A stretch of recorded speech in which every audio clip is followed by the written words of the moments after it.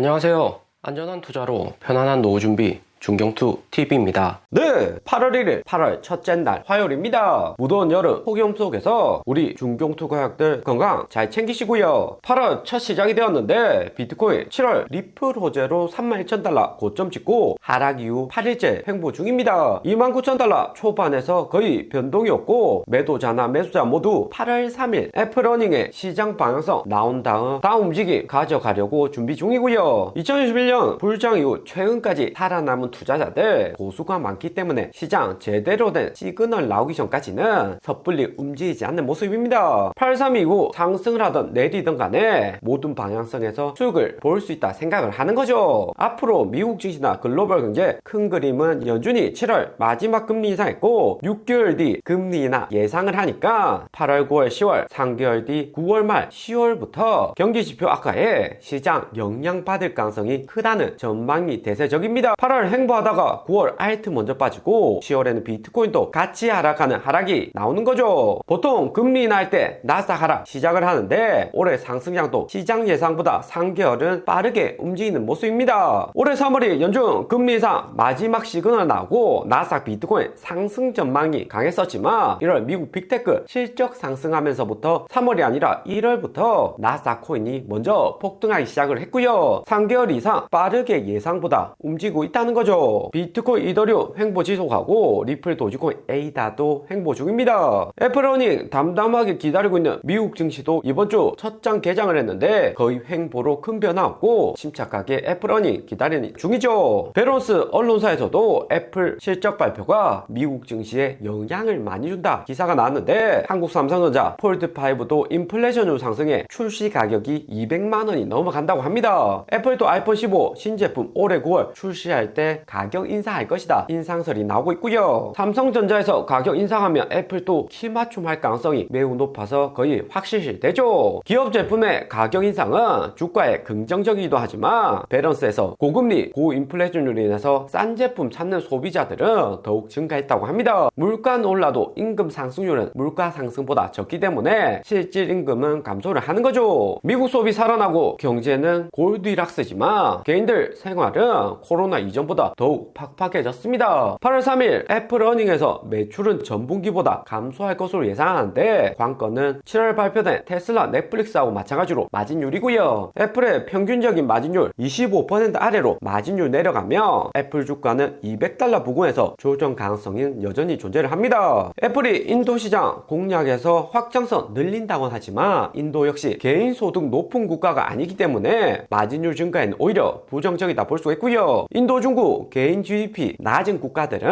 한국, 미국, 일본처럼 그냥 가격 올린다고 누구나 고가의 아이폰, 애플 제품 사용하지는 않습니다. 때문에 팀쿡 포함한 애플 고위직도 마진율 감소 어려움을 알고 있기 때문에 어떻게 대처할지 파해법도 강구 중일 듯 하고요. 이번 주 애플어닝 나와보면 확실히 나스닥이나 비트코인 방향성을 알 수가 있습니다. 나스닥 횡보하는 와중에도 전체적인 알트코인 시총은 상승 추세에서 무너지고 재하락 국면에 진입을 하고 있고요. 나스닥 비트코인 맨 알트코인들 횡보는 하지만 7월 말 변동 컸던 자발트들이 먼저 하락을 하고 있습니다. 이런 장에서는 자발트들 몇 개 코인들 상승은 하더라도 전체적으로 하락을 하기 때문에 자발트 단타 투자에서 투자금 비중이 크거나 대출 많이 하면 리스크가 매우 큰 구간이죠. 피보나치 0.5 아래 382 구간까지 조정이 당장에 나온다면 9월 재반등 고려해서 일부 매수는 가능하지만 현재처럼 애매한 구간일 때는 자코인 투자도 좀 더 기다려야 된다 볼 수 있습니다. 큰 손들도 애플어닝 기다리고 있는 구간이라 자코인 투자는 수익은 작고 손실은 더 커질 수가 있는 판이죠. 비트코인은 29,200달러로 28,000달러 여기 대량 위치한 초록색 롱포지션 청산 찍기로고 거래소 세력들 호시탐탐 노리고 있습니다. 내년 비트코인 반감기에 블랙락 ETF 확실하니까 저점에서는 반드시 비트코인 현물 거래량 들어온다고 세력들 알고 있고 롱포지션 청산 지속이 되는 거고요. 미국 나스닥은 웬만해서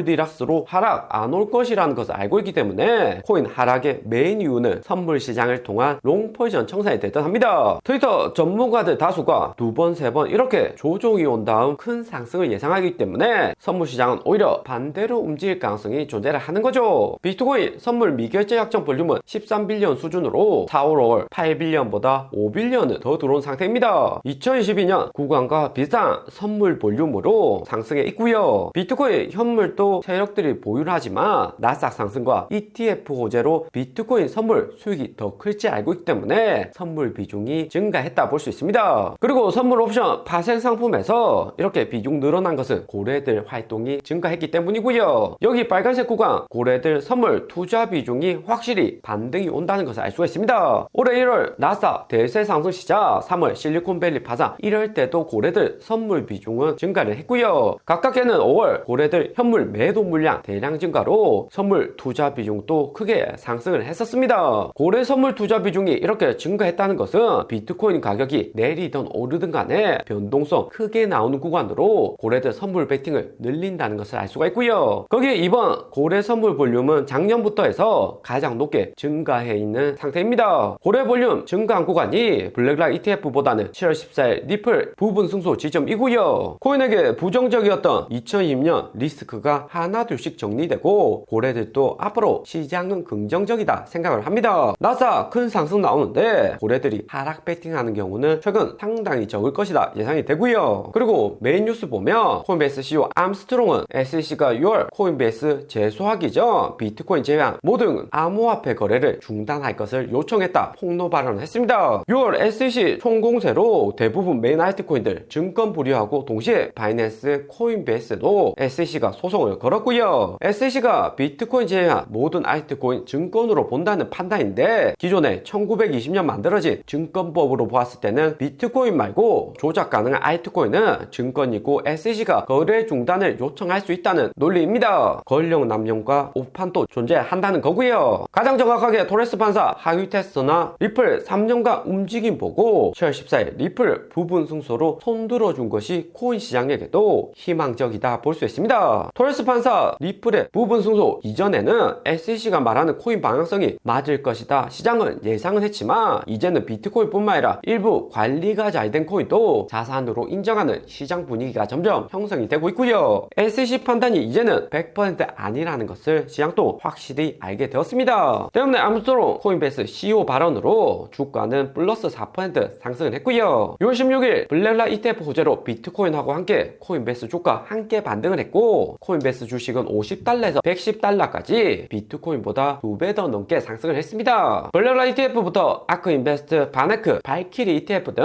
비트코인 ETF 본격 상장되면 코인베이스 통해서 가격 감시 실시한다고 확정이 된 만큼 코인베이스 주가에도 긍정적이고요. 비트코인 현물 ETF가 내년에 출시되는 순간 미국 자본은 글로벌에서 가장 풍부하기 때문에 코인베이스 주가는 수익률 올라가면서 더욱 상승할 수 있다 시장에서 생각하고 있습니다. 대신 코인의 개별적인 호재는 이제는 거의 다 나왔고 관건은 8월 10일 미국 인플레이션율이나 8월 3일 애플 어닝이 당장에는 중요하다 볼 수가 있고요. 글로벌 거시 경제에 따라서 코인베이스 주가나 비트코인 방향성이 열흘 안에 결정이 되는 거죠. 6월 9일 SEC 증권 분류된 알트코인들은 솔라나, 리플 제외하고 작코인 정도만 반등을 했지 샌드박스, 디센트랜드 등 다수의 메인 코인들은 상승세가 매우 약한 수준입니다. 샌드박스 작코인보다 더 못한 차트 나오고 있는데 6월 9일 증권 분류 이후 여기 구간 하락원 이후 5월 매물대 돌파 시도는커녕 부근까지도 상승을 못하고 있고요. 비트코인 횡보의 알트코인 하락이고 더 하위 시장이라 볼 수 있는 NFT 시장은 거의 가뭄 수준이라 관련 코인들은 반등이 매우 약한 수준입니다. 올해 1월 저점까지 거의 다 내려왔고요. 이런 코인들의 경우 저점이라고 생각해서 매수했다가는 손실은 더 커질 수가 있고요. 지하실 정도로 끝나는 것이 아니라 알트코인은 하락오면 지구 멘틀까지 뚫을 기세죠. 오늘의 영상은 여기까지입니다. 좀 더 디테일한 투자 정보가 필요하신 분들은 커뮤니티로도 자료가 공유되니까 멤버십 가입과 구독 부탁드립니다. 감사합니다.